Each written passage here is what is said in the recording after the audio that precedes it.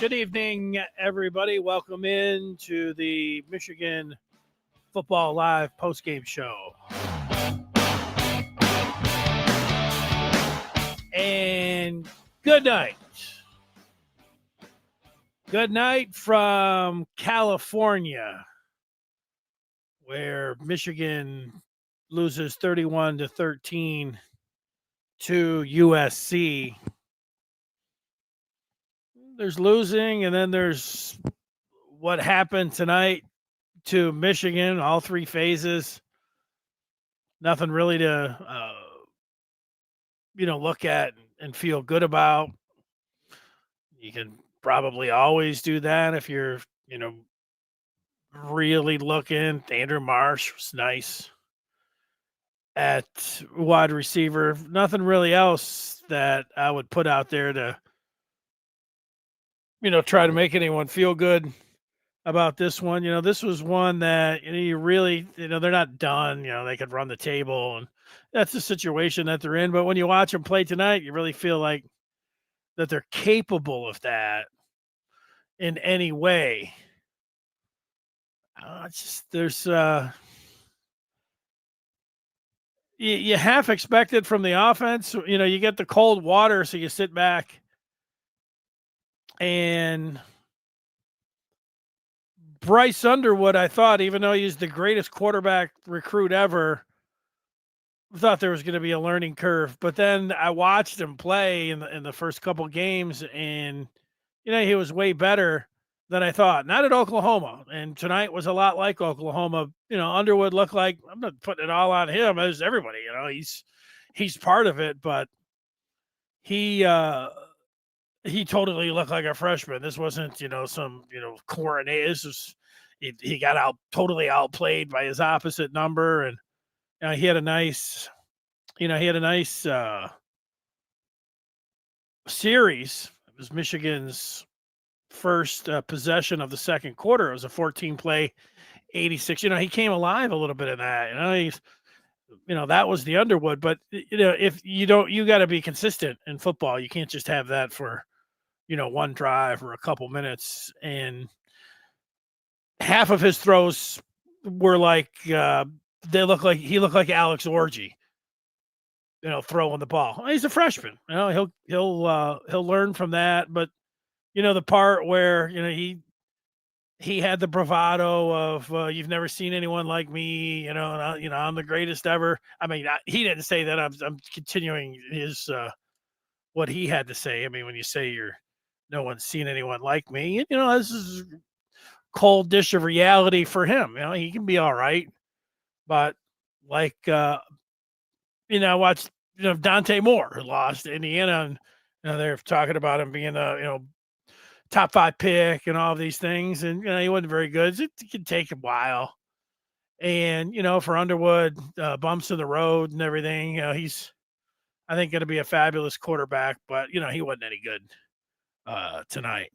The defense, I would have expected the defense to play a little bit better than this. I would expect them to get, I did expect them to get hit in the passing department.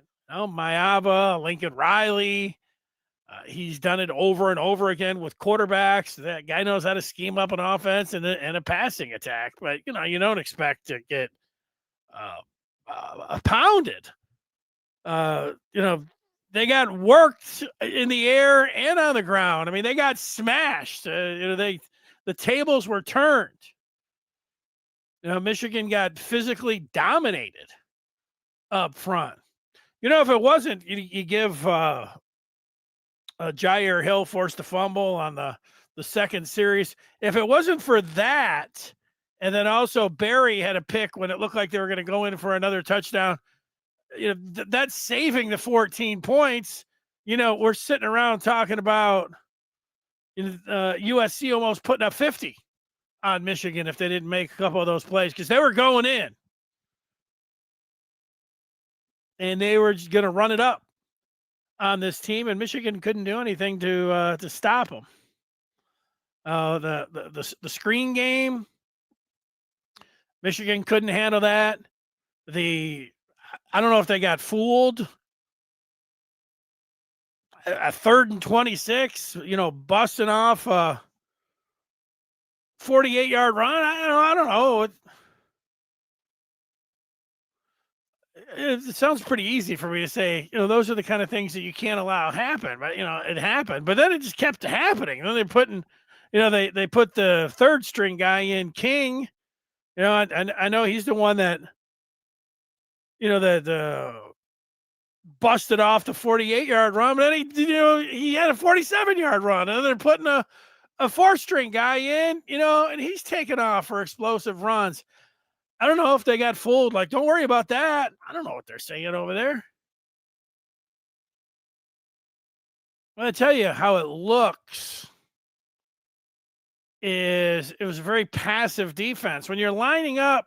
So look, fans, myself, I'd like to get, right up into the receiver. He's here. You got to reroute these guys, man. How many times you hear that? You can't just allow them free run off the line. Well, Michigan does. It's, they're 10 yards back. These guys are running and they're making moves. It's like they have no chance.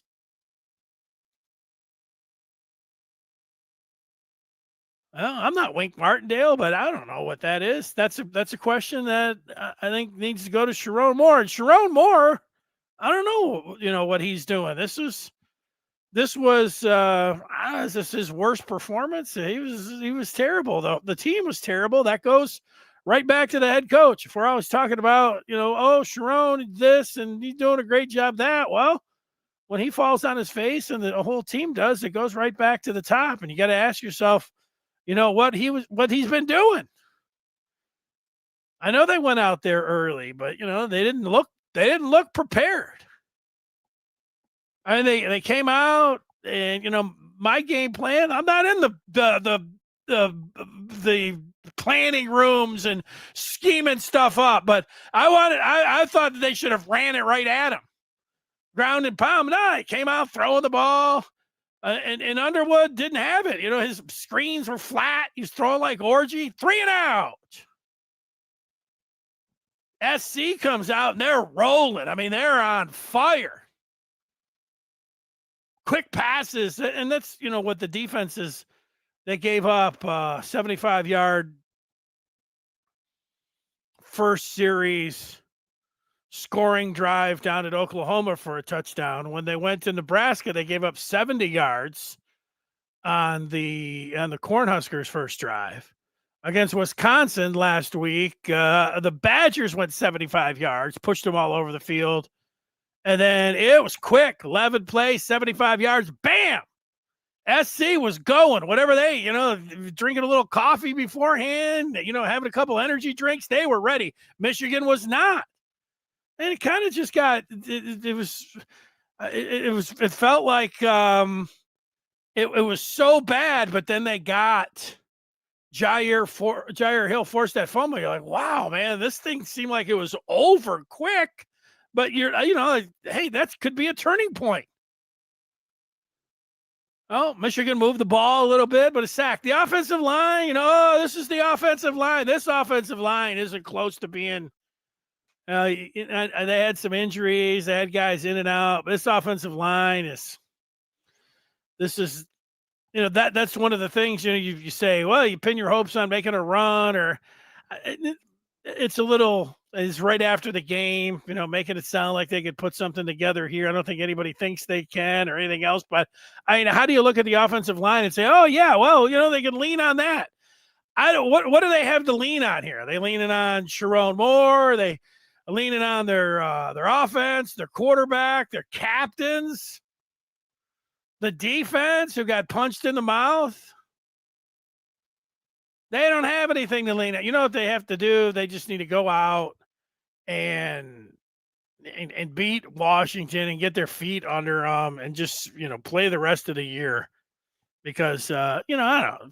It's easy for me to say tonight was an embarrassment, one of the worst performances that I've ever seen. I don't know what it is. Michigan goes to the West Coast and they wilt. A lot of teams do it. They can't handle it. Michigan can't handle it. They can't handle California. And no, I don't, think they're out at the beef house eating, a bunch of steaks. I don't know what it is. Traveling to the West Coast is tough. It's really tough for Michigan. They left a day early, but I don't know. These guys, you hear them all off season and you hear the coaches, you kind of buy in like, oh, they're really good, man. These guys, look, and then they get exposed. That's what it looked like. I mean, it looks like they look like a bad football team. Michigan State, who is embarrassing in their own right, they put up 30 on this team. And Michigan could only put up 13. And I don't know, if somebody's going to ask why Sharon Moore was going for 2 in that situation where, you make it, you're up, or you're down 9, kick the field goal or kick the extra point, you're down 10, you miss it, you're down 11. I look at that. Sure, it'd be nice to be down 9, but would I rather gamble with, if you can get it, 10 points, if you miss it, you're taking the field goal out of play. It didn't make a lot of sense to me. I don't have the chart, and I don't sit around. I don't have the analytical mind where somebody says, it's obvious why. Okay, it's obvious. The one part that the analytic nerds don't, and I put the coaches in there and all these guys, they're so smart about when to go for it. And here's the chart and everything else. When you go, it was nice touchdown. It was real nice, that Michigan 69-yarder, lightning bolt, Marsh, pretty awesome. You go for 2 and, Underwood's throwing the ball like orgy, just singing it over his head. No chance. And you know what it was? It was deflating. Woo! 69 yards. Oh, what a terrible pass 2-pointer. Boo. The momentum. Momentum is the thing. It's less in the pros. I get it. And these guys, I guess, that are essentially pros. But, man, it left a little bit of air. It took a little bit of the air out of the ball going for 2 there. But it didn't matter because SC, whatever it didn't matter. They could have put in the walk-on running back, and guess what? He was going to rip one off for 40 yards. I don't understand that. I don't understand how again, now I'm getting in the part where I'm going to repeat myself, so maybe I'll just read some feedback, but I thought that USC would score some points and throw the ball around. I did not expect them to come blasting out of the backfield and run the ball on Michigan like they did. A rush defense. You try to hang your hat on being a tough, hard-nosed, you want to be an aspiring, playoff team or, you say championship team. You got to be good against the run. And SC's a fancy team throwing the ball. And, yeah, I know you're on the road and all of that, but these guys got to get on the plane and they got to talk about giving up 224 yards on the ground, 6.2 every time they touched it. 29-yarder, 47-yarder, 48-yarder. Yeah, look, they're a good screen team. That was something that you saw against Illinois. But I don't know, Michigan's offense is really pedestrian. That goes back to the quarterback again. Going to be. I thought that it was before the season. There's going to be growing pains, especially in games on the road. But then he did look like so promising. But no, hey. He's actually human, and he played like a freshman on the road. Didn't look good. I don't know why he's laughing. Somebody should tell him over on the sideline, when you're getting your ass kicked and you're the quarterback, laughing it up on the sideline isn't a good look. I don't know. Can't be the only ones. I'm not gonna get too rough and start calling people's names or telling the coaches, but that might be something they want to have a conversation with. Like the coaches coddle them and pat them on the back and tell everybody how great all of these guys are and everybody's so awesome.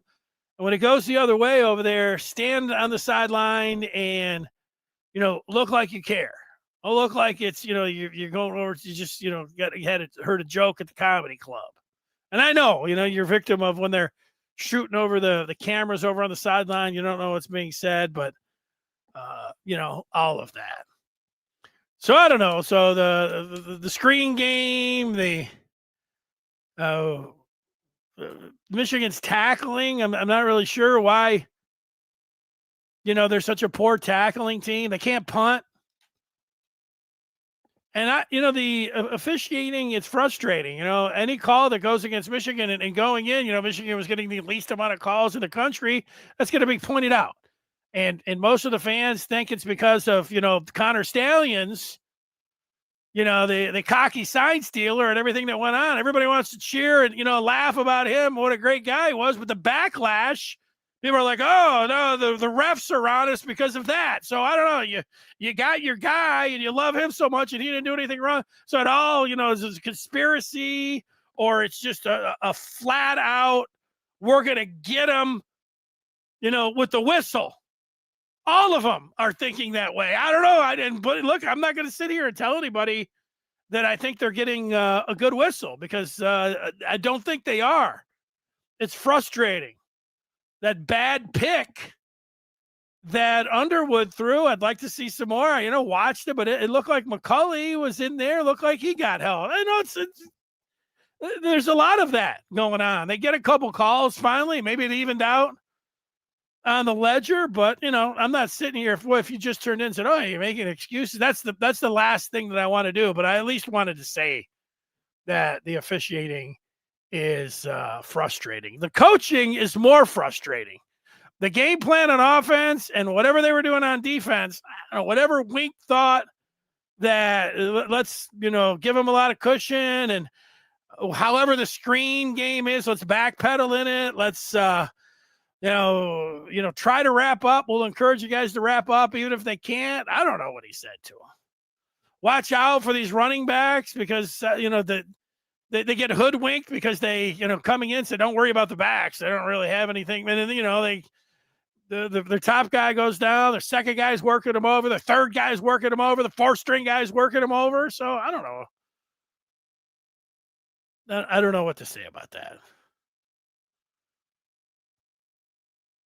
It was they were lucky they were in it. I say lucky. I mean, they made a few plays, but it was you're thinking about going out of the road, trying to take the crowd out, even though it was a half Michigan crowd. When you got to be ready to go when they kick the ball off, and the defense has not been ready to go all year long. Whatever the Wink comes up with, it's different. Is it? Oh, they do all these things, scripted up, they're coaching up, and and they've got these good plays, and they score on Michigan, and then Wink makes all these adjustments, and then it's good because I don't know, they every game against a quality or not even just a power 4 opponent, they can't stop anything. They get pushed around, they give up huge plays, and then they're scrambling. They're in a hole. And the first series, I felt like back in the day, there was a Hearns Hagler, coming out, and Michigan, it was like they had a glass jaw, bam. And then the second series, but they it looked like it was a turning point. And there's again, I know now it's the second time that I'm repeating myself. So that's it. That's all I got. So let me see. I'm going to answer some questions here. One thing that I know, I haven't looked over there at the feedback, is that is poorly as I think things are going, and as bad and as critical as I will be with some of the coaches and players, the people are always worse, way worse than that. So it doesn't say anything about me or it doesn't say anything about them. That's just something that I know. So if you're listening to me saying, well, that's pretty critical. I would say that anybody that covers or watches Michigan football should be very critical of what happened in LA. Oh, if you want to just turn the lights out and say, go blue, let's just wake up and, beat the Huskies. Yeah, bless you. I think that's fine. But you're not covering the team. You cover this team, you got to kind of call it, like it is. And like it is right now, that was an exposure. I know teams lose on the road, teams lose on the West Coast. Michigan loses on the West Coast, and then what are they doing? They didn't look prepared. The plan that they had looked faulty. No one really played well. They got the couple turnovers, and MARSH made a big play. Other than that, they got their ass handed to them, on a whatever. Okay. This guy is called Angry Sports Fan. 2 on Sharon. So it's all on Moore. I'm not here to defend Sharon Moore, but this is a spot where this isn't his second year. I don't think there was anyone that was more critical of Sharon Moore than me last year for how he started the season with his back-to-back gaffes on the sideline against Oregon and Indiana. But then, you had to give him credit for the way, he was able to. You might not want to give him credit. I'll give him some credit with being able to flip Underwood. He was part of that. But then, they beat Northwestern. They beat Ohio State. Wow, that's great. I mean, that was the one. That helped him more in the offseason than anything. Because anything you said, well, he beat Ohio State. They beat the team that ended up winning the national championship. The fans, they should have loved it, ate it up, and everything else. And then they played well in the ball game over a first-team Alabama, and Michigan had their backup. So he went into the offseason. You felt pretty good. And, I felt pretty good about, this team competing this year. But it when you say all of the stuff about, this is bad, right now it is all on Sharon Moore. But I'm not talking about, here's the thing. I'm not talking about firing him right now. So he had a bad game. His team put out one of the worst performances. And they suck, they always suck out on the West Coast. And, they're terrible out on the West Coast. But, he wasn't able to do anything about it. And so he's just got to take the criticism. And I give him all the criticism except stopping short of let's fire him this week. Is that really, if you were in charge, is that really what you would do? Or you're thinking about doing? And Underwood's going to look at it. He's taking off. You got to remember all of that kind of stuff.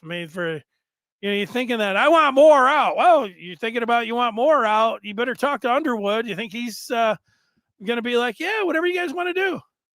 Because he could be out pretty quick too. It turns quick. So, yeah, Sharon Moore had a terrible game. His team played like crap. But, we want to fire him right now? I don't know the answer to that. Scott doesn't trust any of the coaches when it comes to quarterback progression. Well, last year, it's not complicated. Part of it, Harbaugh, we won a championship, and then, he played it out, which was his right to do. He handed the program over to Moore. The best quarterbacks were picked over. And so he was put into a spot where he had a quarterback room, and it was like, it wasn't all that hot. And so you could say that Harbaugh had as much to do with the quarterback room last year. However, Sharon Moore, I'm only just like anybody else, a fan, but this is what happens sometimes when you're so insulated and everything else. I swear that if I was in the football building last year and I was watching Alex Orgy, throw these line drives like he was throwing in all the games, and every time I threw him and anytime we saw him throw at all, throwing these line drives or thinking that, Davis Warren or any of the other guys, and then Tuttle, who couldn't stay healthy. If these guys were all sitting around, they came over and say, hey, we're just going to roll with what we got here. What do you think? I said, absolutely not. You got to go try to do anything more. You got to throw as much as you can at that position. So he's not getting a free pass on the Harbaugh quarterback room that was, dropped on him. Wasn't ideal at all, but it's Michigan. And it should have been better. So if you're somebody that's out there that looks at that situation and that doesn't put any criticism on Moore for the quarterback room last year, I just disagree with you. That's okay. You could put it all on Harbaugh. But I got to believe if whoever I'm talking to, if you're over there kind of thinking this through, that if you were with me, they needed to bring some other outside voices in there, because who was standing up and saying, oh my gosh, we can't do this because this could be a disaster. And it was. But now, does that mean that they're going to spoil the development? I'm not there. Underwood is a typical 18-year-old. I know he's the greatest thing ever. But just like a lot of these quarterbacks that you see, Aller, when he was a freshman, you get him in, he barely played. More when he was at UCLA. People are like, he sucks. Nobody's saying that now. It takes time. It could take years. That's why it's so crazy when you see a true freshman out there doing anything, almost anything that's positive. You think it's such a difficult position to play. It's such a roller coaster. It's so hard. But, he fooled, I guess, and the same thing, I got to say that Underwood fooled me a little bit, because I thought, maybe he isn't, he's just so good that, he's not going to have any of these bumps in the road. But no, he wasn't any good tonight. But you don't trust any of the coaches to develop them. They don't know how to coach his strengths. Yeah, look, I don't know. We're critical of everybody in this game, every coach, every player, because the performance was terrible. With a quarterback, it can be expected. If Lincoln Riley, he's the greatest, right? At quarterback development, people hate Lincoln Riley. Don't want me to say anything nice about him or whatever else, but all of his guys are in the pros. They all win Heisman trophies. The numbers speak for themselves. He probably would be doing a better job with Underwood. But I don't, Underwood, however they're working with the passing game, the 10-yard passes, like throwing screen passes, they're touch. They're difficult, and maybe, from all the things they have to do. And when you have a rocket arm, Matt Stafford, when he was a rookie, struggled with that. I remember John Wangler, Michigan quarterback of yesteryear. Remember him telling me, for him and for a lot of quarterbacks, the toughest pass to make is the 10-yard touch pass on those screens.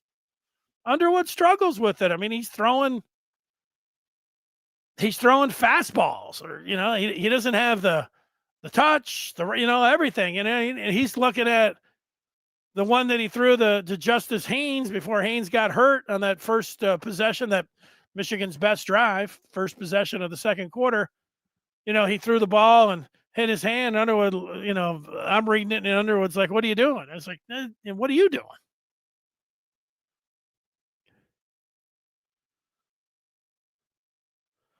Aaron wants Barham off the edge. He's not good against the run. LJ's talking about it was pathetic. The team is regressing. They got a long way to go. Underwood needs a quarterback coach. Moore is not head coach material. I don't know. Chip Lindsey's the quarterback coach, so I don't know. You know, the thing about him not being head coach material, I am giving Sherrone Moore an F for this game. But you know, when you say they have a long way to go, so they're still. This is the halfway point of the season.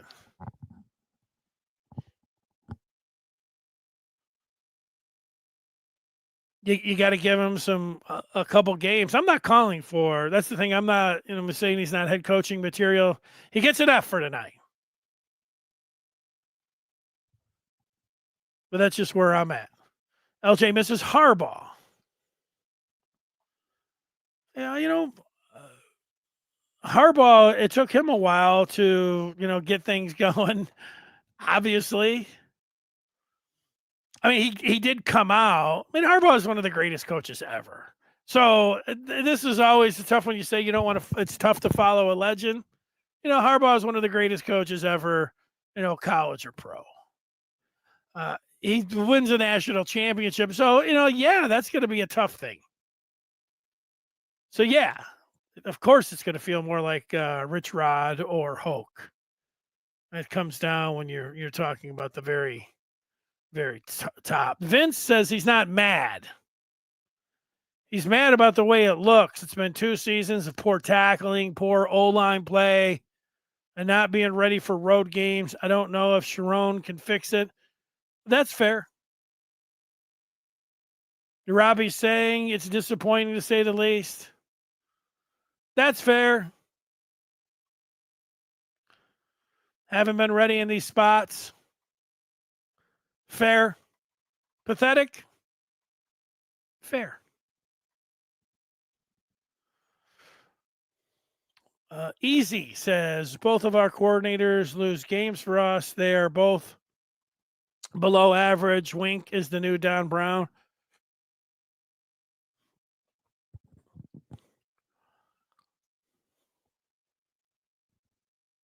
Wink had a bad night. Everybody had a bad night. Yeah, Cartier Rick wants to fire Sherrone and get Kurt Cignetti. It was a terrible performance. I think we all understand what you're saying, but I mean, why? There's no reason to say that. Michigan is done. I mean,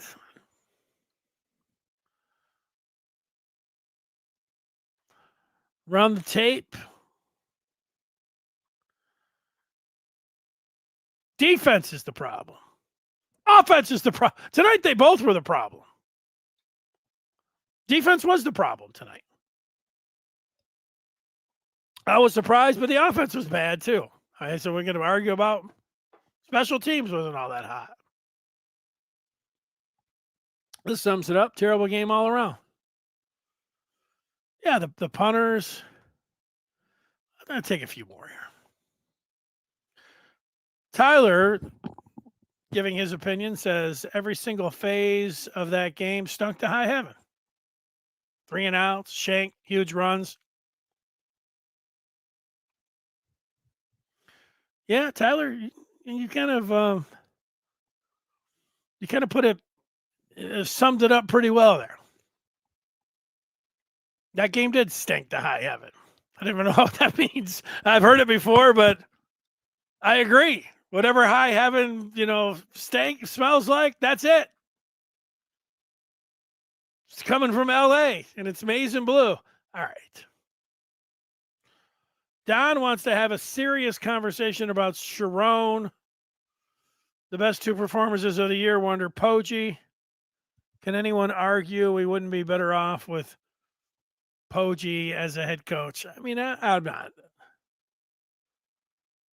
Poggi's not a head coaching material. Poggi stood in there and ran Sherrone Moore's game plan for 2 games. So I don't know. But I'll tell you what, I'm not gonna be sitting here all night and acting like, Sharon Moore doesn't need any criticism, or, everything's going great with Sharon Moore. These are the kind of games that, it's Michigan.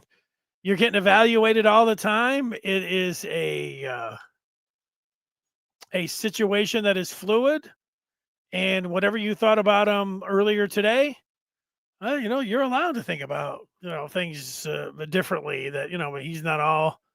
But I think about, I haven't thought about any kind of exit strategies or anything else, but, be really frustrated, to wonder what the hell he was doing, criticize it left and right. But, and let's have serious conversations about him. That's what we're doing right now. But,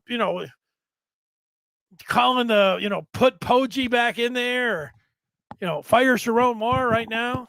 Again, that just doesn't seem very realistic. I know that UCLA canned Deshaun Foster, and then they, beat Penn State. They went up to Michigan State, smacked them around, and say, hey, well, just go ahead. Maybe they just need a different voice sometimes when things are going that way. I'm not anywhere close to, being in that.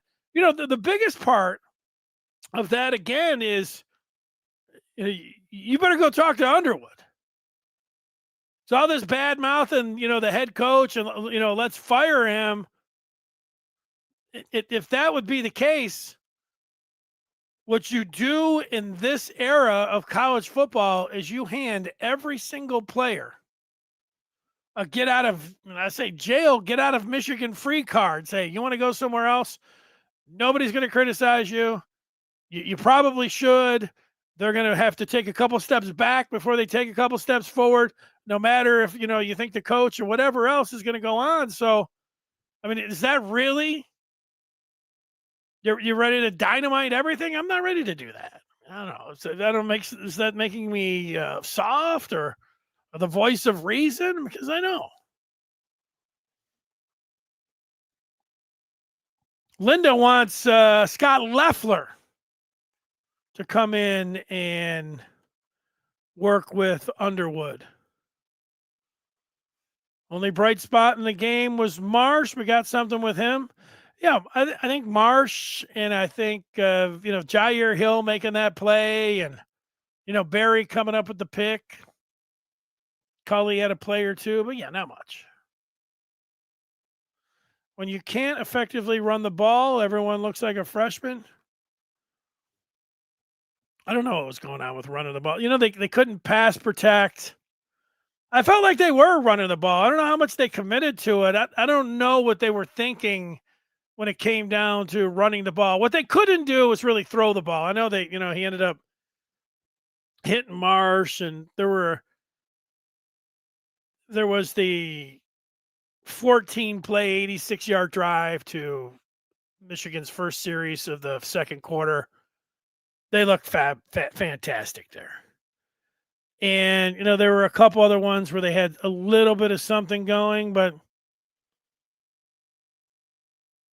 they got to think about how they come out. They came out, the defense got punched in the mouth. The offense went 3 and out.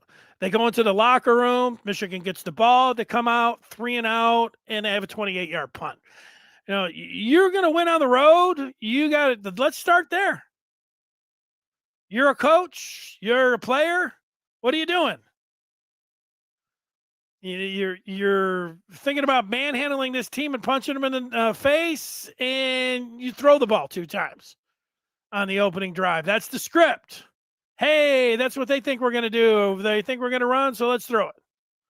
Problem is, Underwood, he's struggling with that particular pass. Again, throwing the touch pass. But him shooting the ball up the sideline, I mean, that looked a lot like Alex Orji throwing those balls. You can't just have one series a half. Poor performance. And you can't say, well, they didn't unleash him on the ground. He had all of that. It's just, with Underwood, he might end up being the number 1 pick in 2 years, but, there's going to be nights like this when you're a freshman and you're 18 and we're all expecting him to be the Heisman Trophy winner. I said I wouldn't trade him for any quarterback in the country. I'm watching IU quarterback, today throw the ball over the yard. Yeah, Underwood is a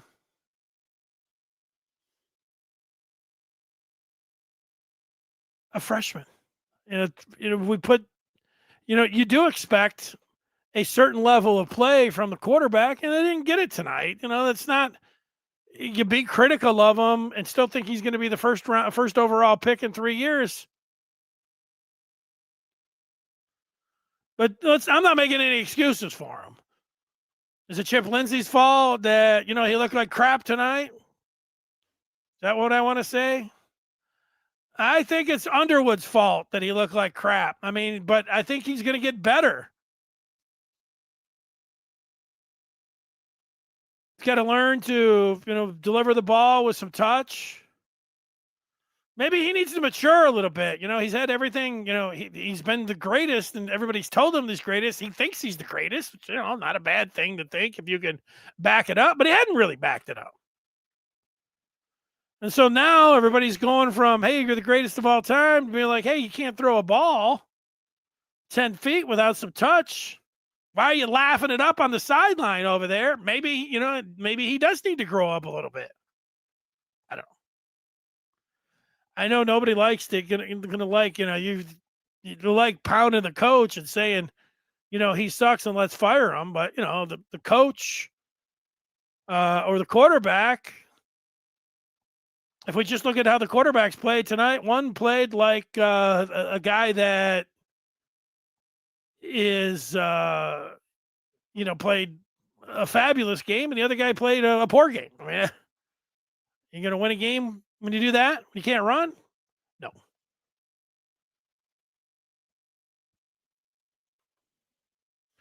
Vince doesn't blame Bryce nearly as much as the offensive line.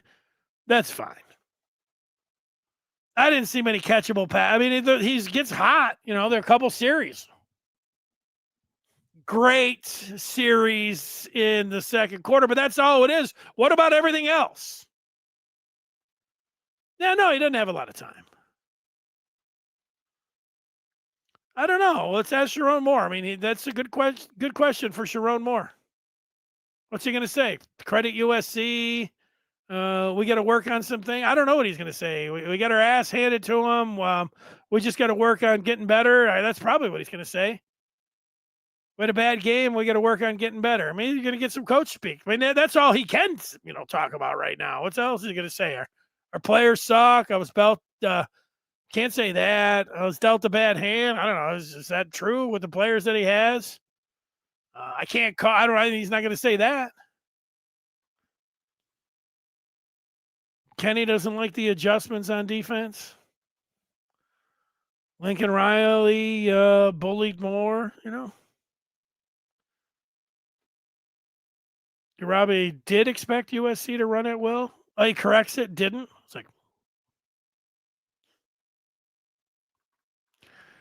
let's see.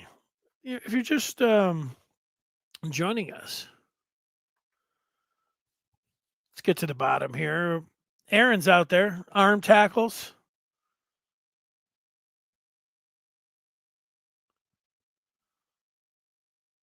Jeffrey, I got to step off. Step off the mic, go to bed. Log off, go to bed. Not making any sense.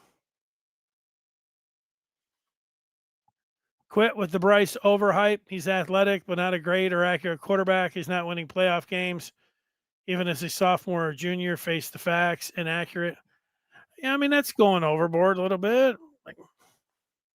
But, LD, what are you going to say? We're right here in the moment. So I'm not over here. The only thing, I just look at hundreds of other quarterbacks. Dante Moore, who I watched today. He wasn't winning any playoff games. He was athletic, but not a great or accurate quarterback when he was a freshman at UCLA. And now he's a junior and he looks pretty good. I know they lost today. When you say quit with the overhype, I mean, are you new? We're talking about, the quarter. If you follow recruiting, which Michigan fans love to do, and let's be honest, if you are a fan of a top 25 program, you're going to follow recruiting. And when you get the gem, a number one player ever, and he's that quarterback, and he's in your own backyard, telling anybody to tap the brakes, go ahead, tap the brakes.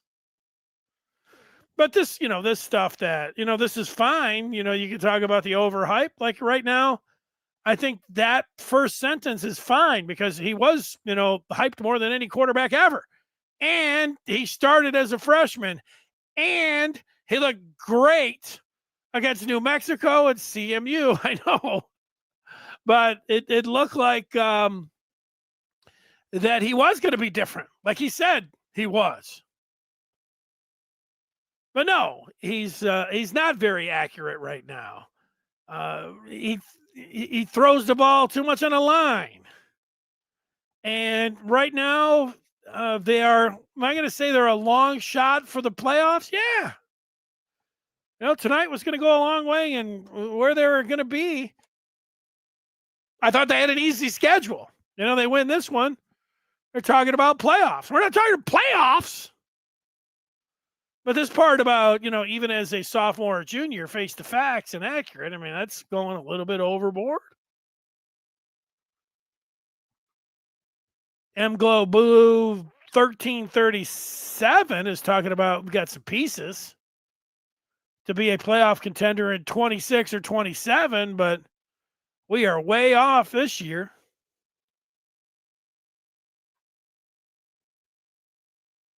Here's another M-Go Blue 1234, one of my favorites. Thoughts on the rest of the season?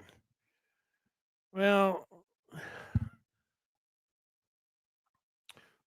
I think they should win all their. I think they should win all their games going into the Ohio State game. And the way they've been playing that game, I'm going to give them a chance to win that. So I think they're going to run the table. Funny things happen when you come home. You play a lot different. I think they're going to beat Washington. I think they're going to beat Michigan State. I think they're going to beat Purdue. I think they're going to go to Northwestern. They're going to go to Maryland, who gives up 40 points in the fourth quarter every time. I'm thinking they're going to beat Maryland. Yeah, Washington looks like it's going to be the most difficult game until Ohio State, but they got that one at home. I think they can win that one. They'll play a lot different. They're going to be all mad, circling the wagons because everybody's down on them, and then they're going to go out there and fight, and you'll feel a little bit better about them next week. But so if I think that they're going to win the rest of their games going into Ohio State, and I give them a good chance to beat Ohio State, then they could still be a playoff team. So maybe it is time to shut everything down and go to bed.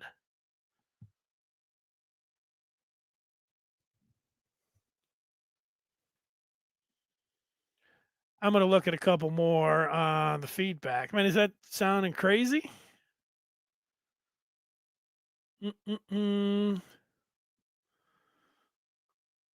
Oh, here's LD, who's back. Marsh is off to Texas. Underwood's going to go back to LSU. That's what I mean. It's going to be a little bit too much, to take that kind of stuff. Alan says there are some true freshman quarterbacks succeeding. It can be done. Well, heading into today's game, I would have said that Bryce Underwood was succeeding. And then he had a bad game. And, Wink, people were complaining. I was watching the game in addition to watching it, I follow the game online on a game thread in the Maize and Blue Review. And there were people complaining about Wink in blitzing and tackling and, having his DBs play 10 yards off the line.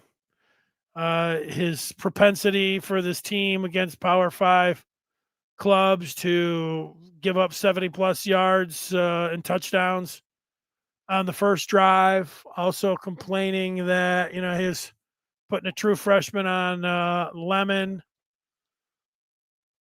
down there when it was a tie game.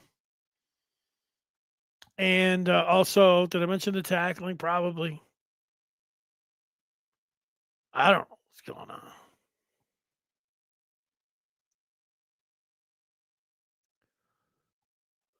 Let's see if we can get a couple more in here. Here's Hadley.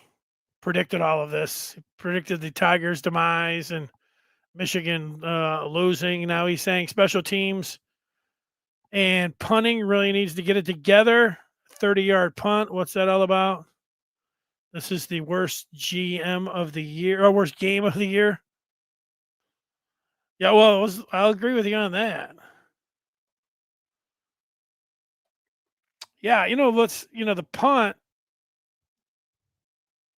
it was weird that they lost their championship punter when he still, had eligibility left. That was always weird. But then Hollenbach looked good in the bowl game, but he's not consistent enough. He shanks them, and he's had a couple of those. They got a punter from Pennsylvania, D3, but I don't know. Maybe it's time to turn to him. Yeah, we've already been through, leaving Sharon Moore back in LA. Look, when you're fired up and you're a fan, that's one of the first things. Leave the coach in California.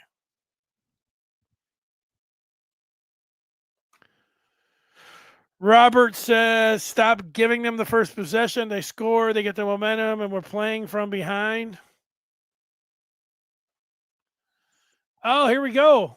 Thoughts on the rest of the season? I got that one out there. Like I said, I guess I'm going to ask for tonight, if as bad as I, feel about after watching this team play, I do feel like they're going to beat Washington. I do feel like they're going to beat Michigan State. I mean, that's not crazy talk. Purdue at Northwestern. That's the thing. They should have. If they would have won this game, they were never winning this game. Never winning this game. We're going to slow down. But if they did, they'd be talking about Washington, Michigan State, Purdue, Northwestern, Maryland. They'll be rolling. They'd already clinch a spot heading into the Ohio State game. They would have won this game tonight. Maybe that's what they were thinking. They were looking at the schedule, being like, guys, let's go out to LA strictly for the weather.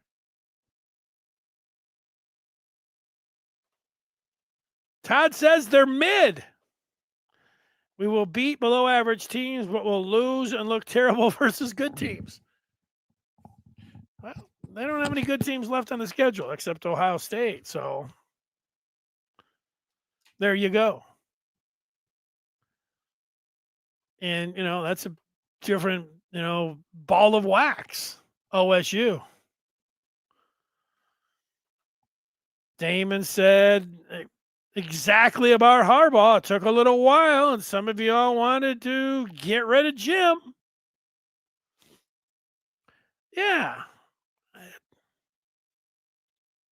When Harbaugh went, it was 0-3, 0-4 against Ohio State, and 0-5 against Ohio State. I kept saying, I know he knows how to beat Ohio State. I know he knows how important the Ohio State game is. There's no one that's coming in that knows more about Michigan football and how to beat Ohio State than Harbaugh. That was always.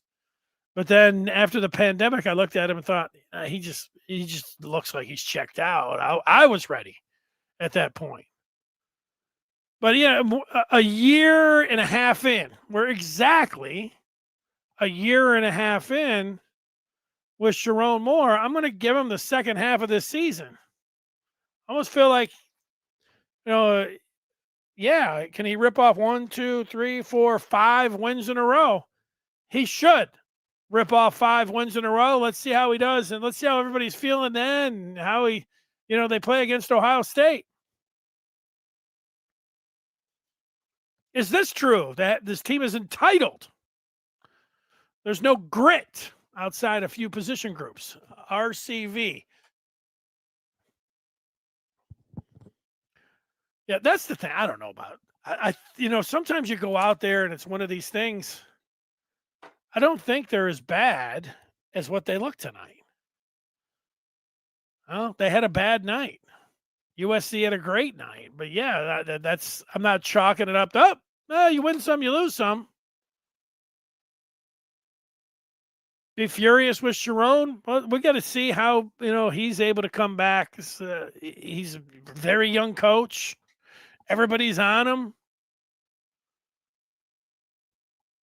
Anything that he says on Monday going to be looked at. People are going to be rolling their eyes. The only thing this team can do is get back to Ann Arbor and work their tail off and try to get better and go out and beat Washington.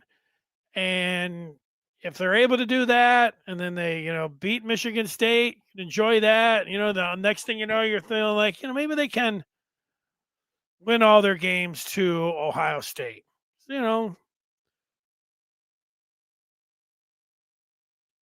Underwood limping around. It almost looked like he was limping after the game. Yeah, those things are a concern. Sure.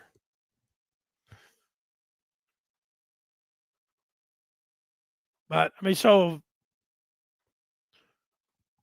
if they lose to Washington, it's not going to be. All of a sudden, I put my hand on my head. If they lose to Washington, I don't know. Nobody asked me that question, so I'm not answering it. But what's it going to be like? Michigan loses tonight's game 9 out of 10 times. They were not competitive at USC's level. Yeah, USC was better in every phase. USC was a better coach. They played better. All their players looked better. Every position looked better. I don't want to say that's college football. That's a venue. That's why people get spooked about going out west. They always recite, the older you are, the more nervous you are because you watch Michigan go out there in the 70s. You watch Bo go in the Rose Bowl. And, you hear I don't know. I'm not going there. This is the point of the night by Allen. Indiana had no problem traveling.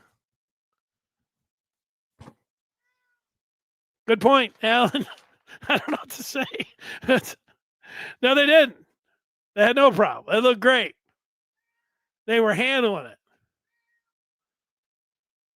Ferris is up, but, he's out in California time. He's just getting going for the night.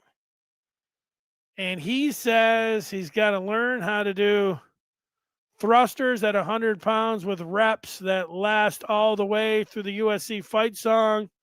Then I got to post it online, lost a bet, and now I have to train.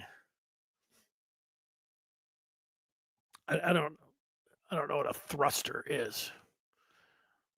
If I guess what a thruster is that where you lay down and put the bar over your thighs and you put your back like on the bench and then you're thrusting up the barbell to work your, I believe, glutes? I've seen it done. To be honest, 99% of the people that I see do that are women. That doesn't mean guys shouldn't do it. But the gym that I go to, I've seen online the machine that's a thruster, if that's what we're talking about.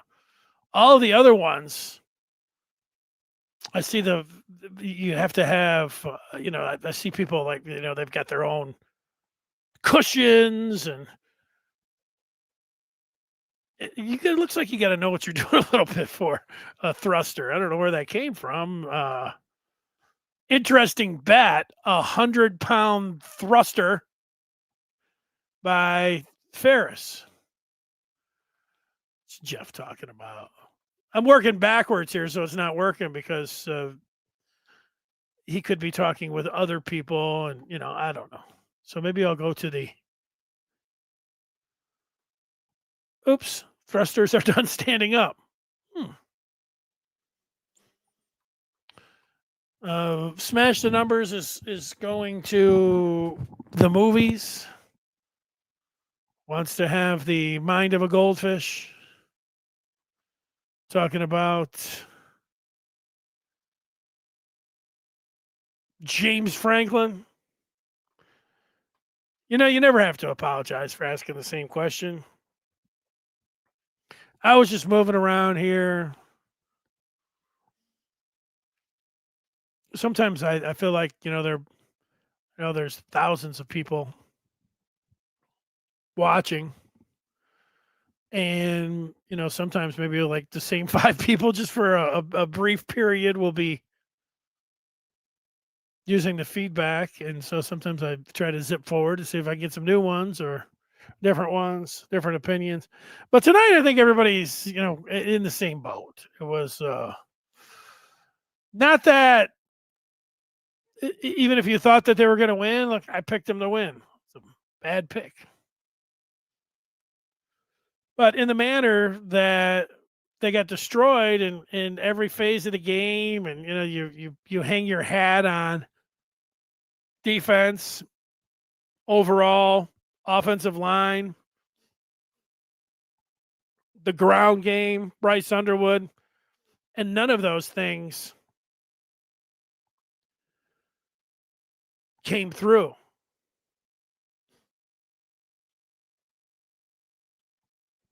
What do I think about Justice Haynes and his availability? That's probably a pretty big.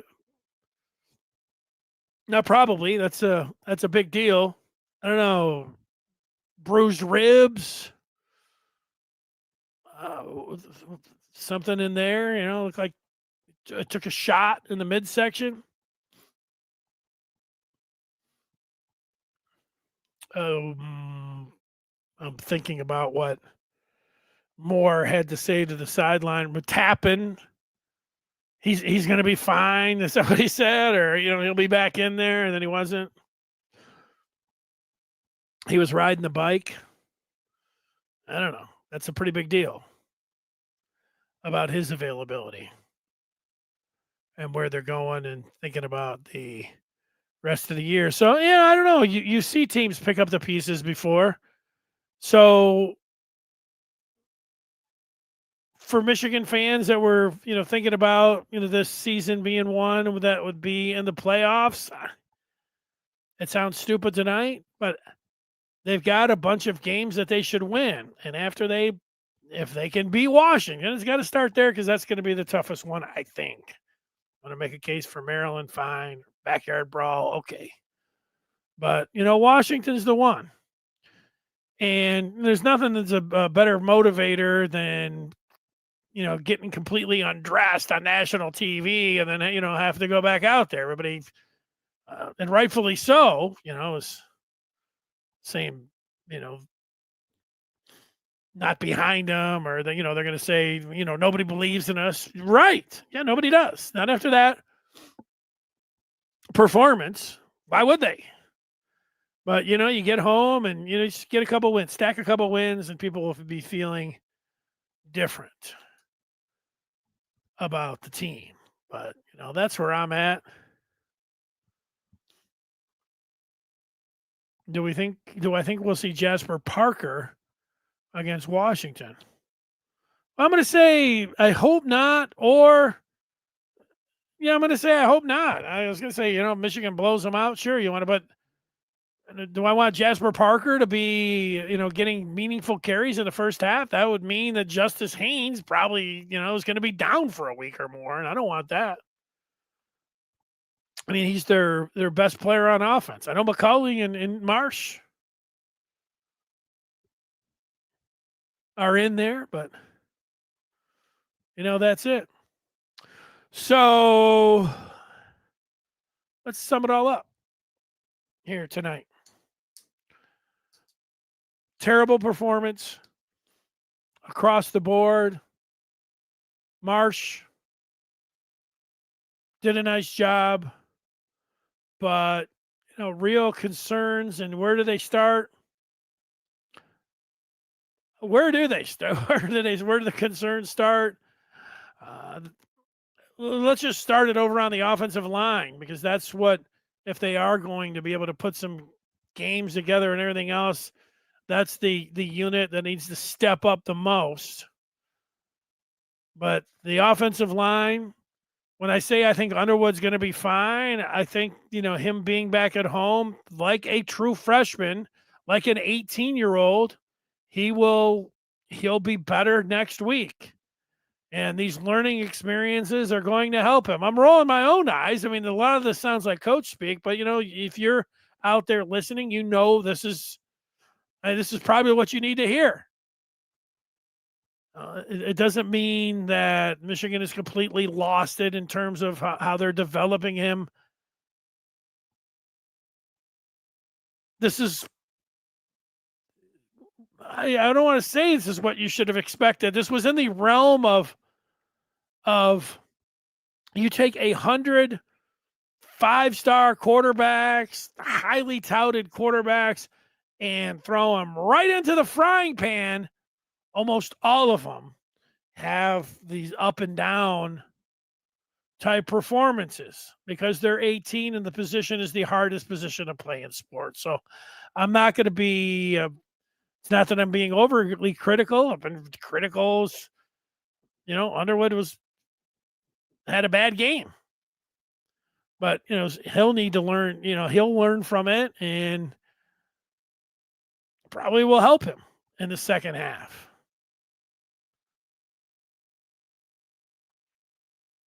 The defense is the shocking one. They play so many different guys. I get the idea of keeping fresh and rotating, but I also wonder, who's the best? Are we playing guys? Is Michigan playing guys just so they won't transfer? Nate Marshall came in. He's the greatest, some of the greatest credentials. Should he be playing in the first half on the edge? Is that where he's playing in some of the biggest spots? Does Jaden Sanders need to be checking Lemon and putting him on an island down in the red zone? That doesn't seem like the smartest thing to me, but what do I know? Well, Jair Hill got worked over for a touchdown. Sanders can get worked over the same way.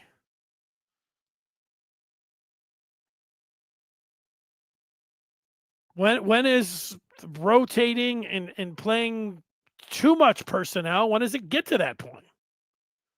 Because again, people, having guys fresh sounds great to me. Playing a lot of players sounds great to me. But who, I want the best players out there in the biggest spots. And if you're just kind of spinning the wheel, let's go. Next guys, over the boards like it's hockey. Your shift. Some guys are better than others.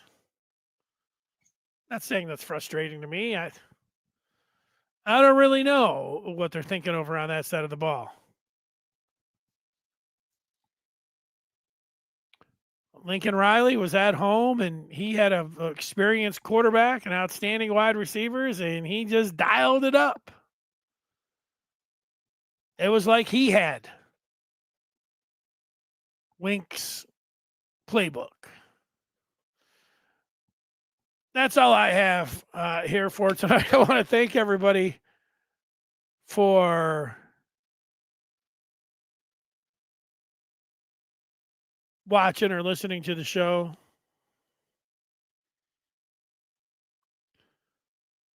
What's up, Benny? And yeah, for me, I don't know if I'm back to square one. We're picking up the pieces or evaluating it. We're on here all week, every day, all day. You talk about this team and you kind of buy in a little bit and you believe them. You listen to them. These guys with the personalities are engaging. You want to see all the guys have success. And so when they have a game like this, you wonder, you wonder what they were doing the whole time, but it happens. I mean, it does happen. It's the one part with a 12-team playoff now. You know, if it was in years past, I mean, this would be over and it would just be, you know, the intense scrutiny on, you know, the coaches and who's leaving and everything else. It's not over for them. And I know it seems over. I'll give you that. It's halfway through the season, but just look at the games.